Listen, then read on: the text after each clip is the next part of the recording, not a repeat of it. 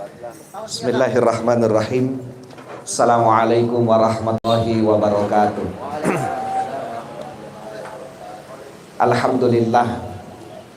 Alhamdulillahi wa kafa. Asyhadu an la ilaha illallahu dzu rahmatin wasi'ah. Wa asyhadu anna Muhammadan abduhu wa rasuluh turja minhu syafa'ah. Allahumma salli wa sallim wa barik ala sayyidina Muhammadin nabiyil mustafa wa ala alihi wa sahbihi wa mawala wa la hawla wa la quwata illa billah.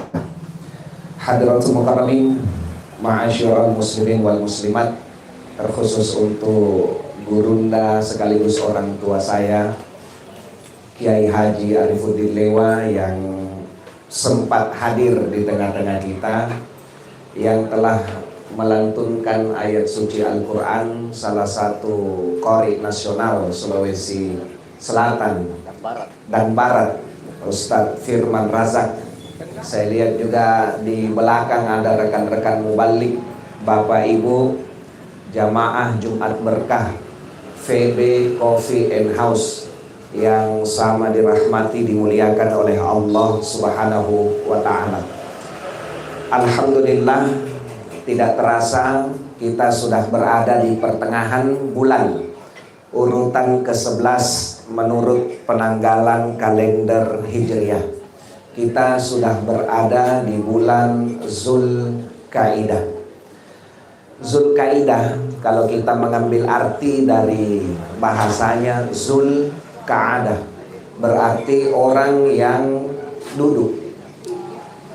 Kalau kita melihat sejarah, di bulan ini orang-orang Arab pada saat itu memang sudah banyak yang duduk-duduk santai di depan rumahnya. Yang pertama, karena memang kegiatan berdagang jual beli itu diistirahatkan.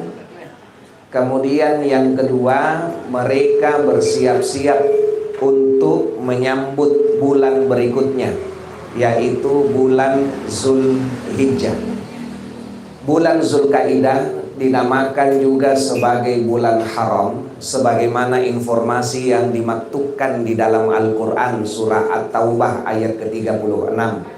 Inna iddatasyuhuri indallah inna asyara syahra fi kitabillahi yauma khalaqas samawati wal ard minha arba'atu hurum. Dari 12 bulan yang sudah Allah tetapkan jauh-jauh waktu sebelumnya, 4 bulan termasuk sebagai bulan haram.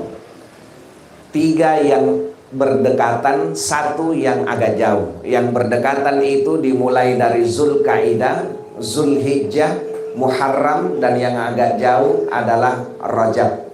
Dinamakan sebagai bulan haram. Kalau kita mengambil pendapat ulama, haram yang dimaksud di sini khusus di 4 bulan ini, setidak senang apapun satu kelompok dengan kelompok lain, setidak suka apapun satu kabilah dengan kabilah lain, sudah menjadi komitmen yang sudah tidak tertulis. Tidak boleh dulu terjadi peperangan, tidak boleh terjadi pertempuran, tidak boleh terjadi pertumpahan darah.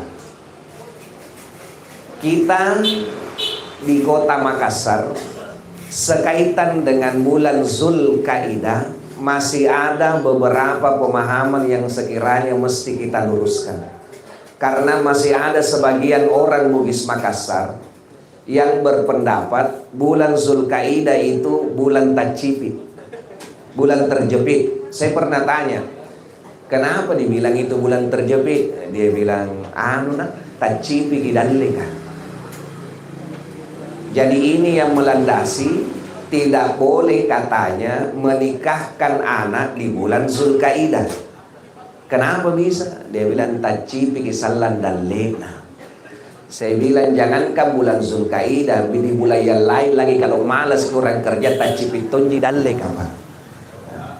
Kalau kita melihat sejarah, ternyata Rasulullah itu menikah dengan satu istrinya yang bernama Maimunah binti Al-Harith itu di bulan Zulkaidah.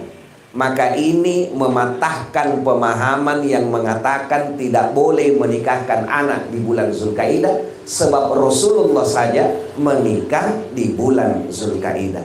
Bahkan kalau kita ingin mengikuti jejak Rasulullah, salah satu bulan yang baik untuk menikah adalah bulan Zulkaidah. Yang kedua juga mengatakan ini dijadikan biasa kambing hitam oleh para pedagang-pedagang. Dia bilang, memang Ustaz, bulan Zulkaidah jadi sepi penjual, sepi pembeli, kurang laku barang. Kenapa? Tancipi memang. Akhirnya karena kita sendiri yang mensugesti diri kita terjepit, akhirnya energi terjepit itulah yang kita ambil. Yang harusnya energi positif yang akan masuk, tetapi karena kita blok dengan sugesti tacipit, akhirnya tacipit tojeng. Jangan sampai kita termasuk golongan-golongan orang di zaman itu kan orang-orang Arab. Sebelum turunnya ini surah Al-Asr, kebiasaannya mereka itu di waktu sore mereka suka berkumpul, bercanda. Gara-gara waktu asar ini kita selalu berkumpul A, B, C, Riki. Maka turunlah ini ayat wal asr innal insana lafi khusr. Bahkan Allah sendiri yang bersumpah dengan waktu asar itu. Innal insana lafi khusr. Bukan waktu asar yang membuat kalian rugi, tetapi innal insana lafi khusr. Sesungguhnya manusia itu sendiri yang berada dalam kerugian. Selanjutnya, di bulan Zulkaidah ini pula, mari kita mempersiapkan diri kita untuk memasuki datangnya bulan Zulhijjah. Bulan di mana saudara-saudara kita, tetangga kita, keluarga kita yang alhamdulillah telah mendapatkan panggilan untuk melaksanakan rukun Islamnya yang kelima tahun ini, itu sudah berangkat berproses mulai dari kloter pertama sampai terakhir. Nah, kita yang belum berkesempatan tahun ini untuk menginjakkan kaki di tanah suci, kita masih bisa melaksanakan satu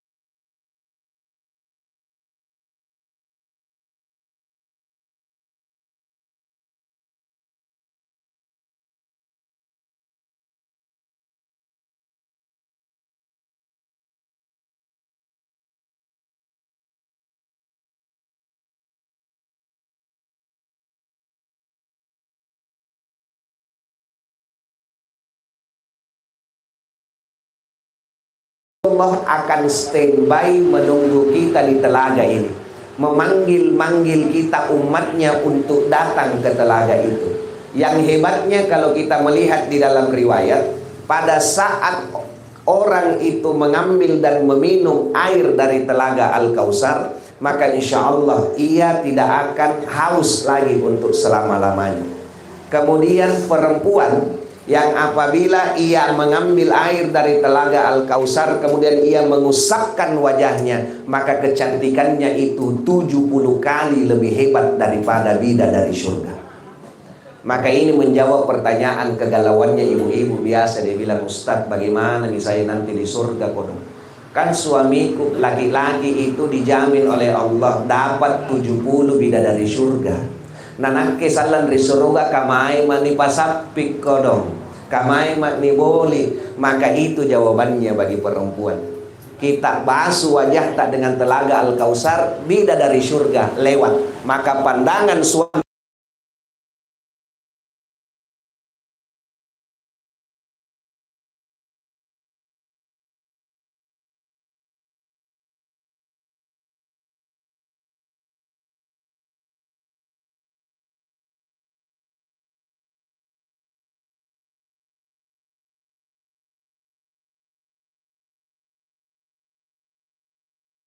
ya, satu anak dari Maria Al-Qibtiyah. 6 anak dari Khadijah itu Qasim, Abdullah, Zainab, Ruqayyah, kemudian Fatimah Az-Zahra. Meninggal duluan ini Qasim dengan Abdullah. Nah, lahir ini Ibrahim, anak dari hasil cintanya dengan Maria Al-Qibtiyah, kemudian digadang-gadang untuk menjadi penerusnya Nabi. Tetapi qadarullah, Allah yang maha menentukan, masih usia kecil, akhirnya sakit dan meninggal. Maka orang-orang Quraisy di Mekah pada saat itu ambil tongi kesempatan nacal-nacalla Nabi, bataru Muhammad, bataru Muhammad, putus mako Muhammad, putus mako, tidak ada penerusmu. Maka turunlah ini ayat, dikasih tahu Nabi, Muhammad, nikmat yang diberikan kepadamu itu begitu sangat luar biasa. Fasalli li rabbika wanhar, maka dirikanlah sholat dan berkorbanlah. Apa maksudnya? Yang namanya kita beribadah itu tetap butuh perjuangan, butuh pengorbanan. Entah itu berkorban waktu, berkorban tenaga, berkorban materi, bisa jadi berkorban keringat, darah, dan mengorbankan nyawa. Maka kata wanhar ini berkaitan juga dengan Idul Adha. Kan nama lainnya Idul Adha, Idul Kurban, dan Idul Nahar. Jadi memang pengorbanan di sini karena terinspirasi dari perjuangan hidupnya Nabi Ibrahim alaihissalam. Bagaimana pada saat Nabi Ibrahim itu belum dikaruniai anak. Kalau kita buka sejarah, itu kan Nabi Ibrahim teladan di dalam berkorban. Tidak ada orang kaya di zaman itu yang bisa menyamai rekornya Nabi Ibrahim berkorban. Bayangkan, kalau 100 ekor onta, 300 ekor sapi, bahkan 1000 ekor domba atau kambing, korban Pak, mengaku orang-orang pada saat itu. Tetapi muncul nih kata-katanya Nabi Ibrahim, ini saya bahasakan saja. Jangankan ini onta, jangankan ini sapi, jangankan ini kambing. Nanti kalau dikasih ke anak, nana suruh ke Allah, potong anakku, akan aku lakukan sebagai bentuk ketakwaanku kepada Allah. Pada saat Nabi Ismail lahir, dikasih ujian, usia antara 9-10 tahun. Diberikanlah mimpi surah As-Saffat ayat 102 itu. Disuruh Nabi Ibrahim untuk menyembelih anaknya Ismail. Nabi Ibrahim pikir-pikir ini mimpi, jangan sampai ini hanya sekedar bunga-bunga tidur, ataukah memang ini petunjuk dari Allah. Saking galaunya Nabi Ibrahim memikirkan mimpi itu, galoi, nalupa makan, nalupa minum. Dia pikir terus itu mimpi, apakah petunjuk atau sekedar bunga-bunga tidur. Sampai di tanggal 8 Zulhijjah. Makanya 8 Zulhijjah itu kita kenal dengan hari Tarwiyah. Tarwiyah itu kan merenung. Apa yang direnungkan? Itu mimpi. Nanti berkali-kali dan berulang-ulang diberikan mimpi yang sama. Di tanggal 9 Zulhijjah itu Nabi Ibrahim tahu nih, oh ternyata ini petunjuk dari Allah. Maka tanggal 9 Zulhijjah itu disebut juga dengan Arafah. Dari kata Araf, tahu. Kenapa? Karena Nabi Ibrahim sudah tahu bahwasanya ini petunjuk yang Allah berikan kepadanya. Mau tidak mau dia harus melaksanakan itu, proses pemotongan anak yang dia tunggu-tunggu. Bayangkan mulai dari istrinya yang pertama Sarah. Baik, lamanya menikah dengan Sarah. Bukan berarti Sarah tidak cantik Pak. Sarah itu cantiknya luar biasa. Kalau kita ambil di dalam salah satu pendapat, Allah menciptakan itu kan 10 keindahan. 3 keindahan pertama diberikan kepada istrinya Nabi Adam, Hawa. 3 keindahan berikutnya diberikan kepada Nabi Yusuf. 3 keindahan berikutnya diberikan kepada Sarah. Dan 1 sisanya dibagi-bagi kita di penduduk satu dunia. Bayangkan itu kalau 3 keindahan untuk 1 orang. Nah kita ini 1 keindahan dibagi 7 miliar orang, bagaimana tidak? Cuma kan lama tidak punya anak. Akhirnya Sarah ini berinisiatif, harus dicarikan lagi nih, kasihan. Jangan sampai di suamiku tidak ada pewarisnya, apalagi dia nabi. Maka diseleksilah budaknya, pembantunya pada saat itu. Yang lolos fit and proper testnya Sarah adalah wanita yang bernama Hajar. Maka dimerdekakan, kemudian menikah dengan Nabi Ibrahim alaihissalam. Jadi itu asalnya Hajar itu pembantunya Sarah, dimerdekakan, menikah dengan Nabi Ibrahim. Yang tidak lama dia menikah, maka lahirlah buah hatinya yang bernama Nabi Ismail alaihissalam. Sarah yang dikiranya mandul kasihan, di usia kurang lebih 90 tahun, ternyata juga bisa hamil dan melahirkan anaknya Nabi Ishak. Bayangkan lagi perempuan 90 tahun umur, nah masih bisa hamil melahirkan. Nah kalau kita kira-kira di Makassar, kalau ada perempuan 90 tahun, ada dari makanya Nabi Ibrahim itu disebut dengan Abul Anbiya, bapaknya para nabi, karena dari dua anaknya ini. Dari Nabi Ishak turun-temurun sampai dengan Nabi berkebangsaan Bani Israel yang terakhir, yaitu Nabi Isa alaihissalam. Dan dari Nabi Ismail turun sampai dengan Nabi Muhammad sallallahu alaihi wasallam. Nah tanya mi kasihan anaknya, wahai anakku Ismail, dikasih kak mimpi nak. Ya bunayya inni arafil manam anni atbahuka. Dikasih kak mimpi, dan mimpiku itu disuruh potong kok. Bagaimana kira-kira pendapatmu? Kalau memang kau tidak senang, lari memang kau. Tapi Ismail walaupun usianya masih kecil, masih belia pada saat itu, keimanannya luar biasa. Maka Ismail pun berkata, kalau memang sudah seperti itu perintahnya Allah, wahai ayahku, lakukan. Dan semoga kelak engkau mendapatiku termasuk dari golongan orang-orang yang sabar, orang-orang yang soleh. Maka di tanggal 10 Zulhijjah persiapan. Tetapi yang namanya setan itu tidak senang kalau ada hamba-hamba Allah yang taat. Maka digodalah Nabi Ibrahim. Saya bahasakan saja, Ibrahim, teganya itu Allah sama kau. Bayangkan ini anak kau tunggu-tunggu, masih kecil usianya. Kenapa nak disuruh kau potong? Teganya Allah sama kau. Tapi Nabi Ibrahim imannya luar biasa, tidak bergeming, tidak tergoda. Tidak mempan digoda Nabi Ibrahim. Datang ke istrinya Hajar, digoda juga Hajar. Tapi karena Hajar perempuan soleha, tidak mempan juga. Tidak bisa digoda Hajar. Jalan terakhir Ismail yang digoda. Tapi Ismail tahu yang goda ini setan. Dia ambil batu kerikil, kemudian dia lempari itu setan. Maka inilah yang menginspirasi salah satu rangkaian ibadah haji, lontar jumroh. Yang kita lemparkan 3 di sana, Aqabah, Wusta, dan Ula.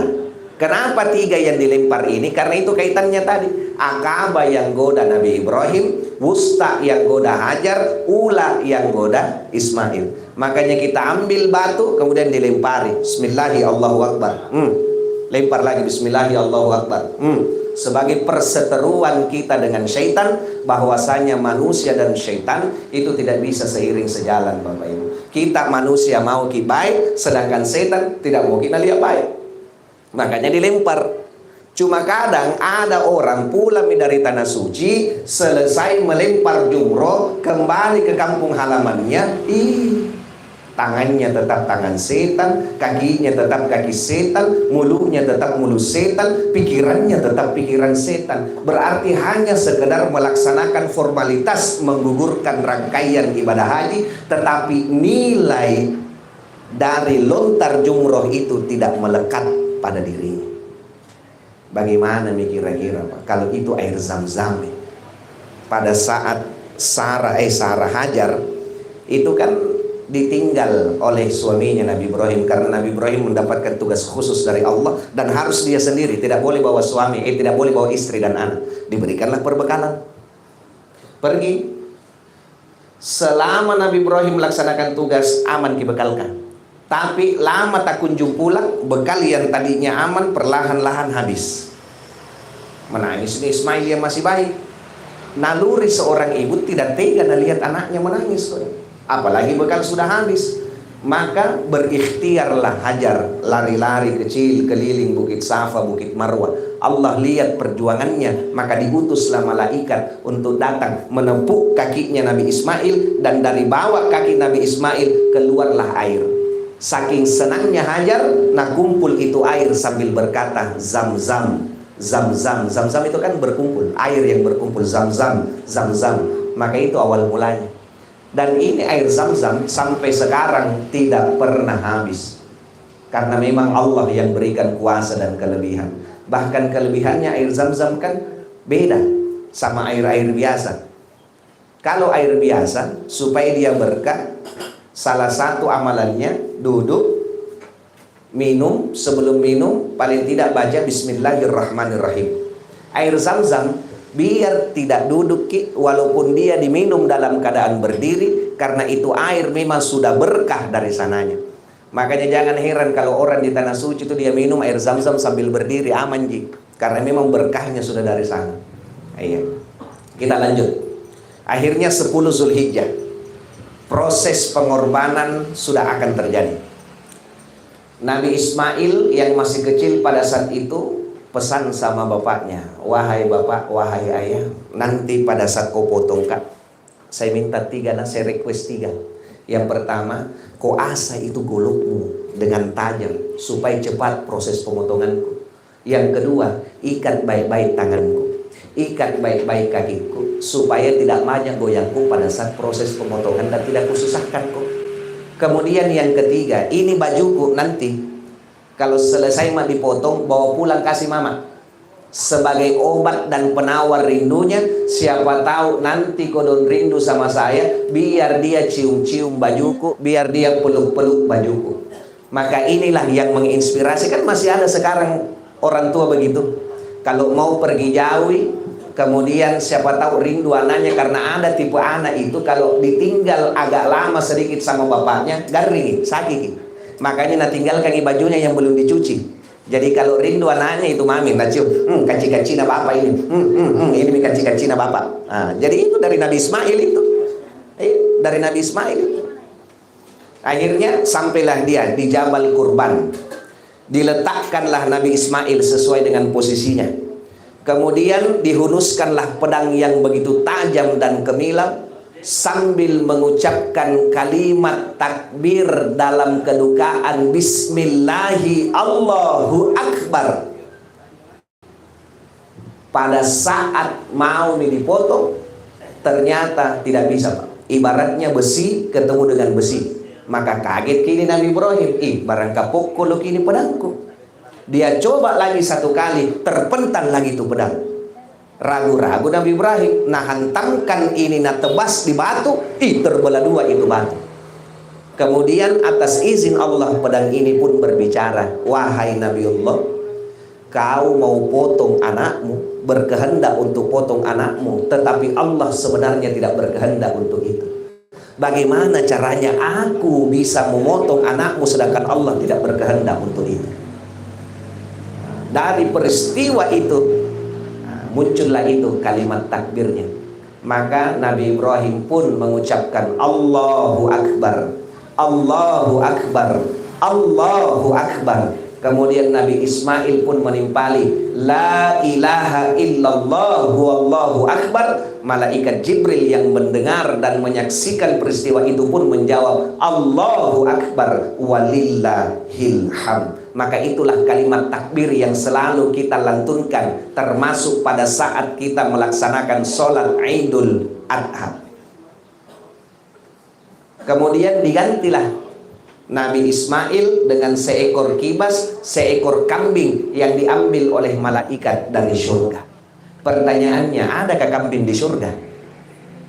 Kalau kita hubungkan sejarahnya, pada saat anaknya Nabi Adam, Qabil dan Habil, itu diberikan ujian oleh Allah. Jadi Habil ini kan peternak, Qabil itu kebun. Allah kasih ujian, bawa ke atas bukit, persembahkan hasil terbaik dari kalian. Habil na cari mantong itu kambingnya, mana yang paling bagus, mana yang paling gemuk, mana yang paling kuat, dia taruh di atas bukit. Nah Kabil merasa rugi kalau dia bilang, ini setengah matiku ini, saya siram nih, saya pupuk nih, saya jaga nih, kenapa tiba-tiba disuruh bawa ke atas bukit. Akhirnya hasil yang setengah bagus dia taruh di atas bukit. Akhirnya tandanya petir itu menyambar, yang hilang itu adalah kambingnya Habil. Hasilnya Kabil tidak diterima karena setengah-setengah. Maka kambing ini dibawa ke surga, dan kambing inilah yang diambil sebagai pengganti dari Nabi Ismail alaihi salam. Maka berkorban itu memang kita harus mengorbankan. Tapi kan ulama mengatur bahimatul an'am itu onta, sapi, kemudian kambing. Onta 1 ekor dibagi 10, satu kelompok. Sapi 1 ekor dibagi 7, satu kelompok. Kambing 1 orang. Ayam tenamo. Kata liwat-liwat, kamu kalau biar ayam mau berkorban. Ustaz, saya tidak bisa korban kambing. Kenapa? Korban perasaan sekarang. Jadi makna Al-Kautsar itu, inna syani'aka huwal abtar, dan barang siapa yang membencimu maka dialah sesungguhnya yang terputus. Kenapa bisa hadin ayat? Karena kan itu tadi orang-orang kafir Quraisy tunjuk-tunjuk, terputus ke Muhammad, terputus ke Muhammad. Bukan Muhammad yang terputus, tapi sesungguhnya mereka lah ini pembencinya Nabi Muhammad yang sejatinya terputus. Bahkan Rasulullah kasih tahu kan, kalau mau tahu anak keturunanku, cari itu anak keturunanku dari hasil pernikahan Ali bin Abu Thalib bersama dengan anakku Fatimah Az-Zahra. Itulah keturunan Hasan dan Husain. Saya kira demikian yang dapat saya sampaikan pada kesempatan ini. Lebih dan kurangnya pribadi memohon maaf yang sebesar-besarnya. Akhirul kalam, hadanallahu wa iyyakum ila sabilis salam. Tsumma assalamu alaikum warahmatullahi wabarakatuh.